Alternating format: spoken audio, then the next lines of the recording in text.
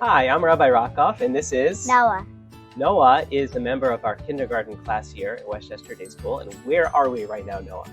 The Westchester Day School Sukkot. That's right. Hey, Noah, this is a really nice sukkah. Is this the only sukkah at Westchester Day School? No. What, is there another sukkah? Yeah. Really? You want to come show us? Okay. Okay. Noah, where are we going to go now?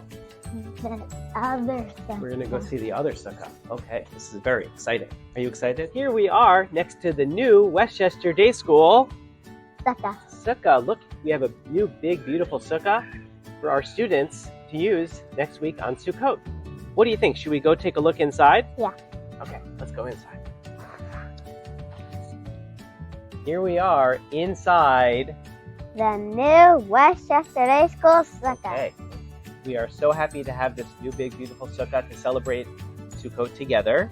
And we're going to be decorating the sukkah with our students to make it even more beautiful. And Noah, what do you think about the sukkah? Good. You think it's nice? Okay, are you excited to sit in the sukkah on the Chag next week? Yeah.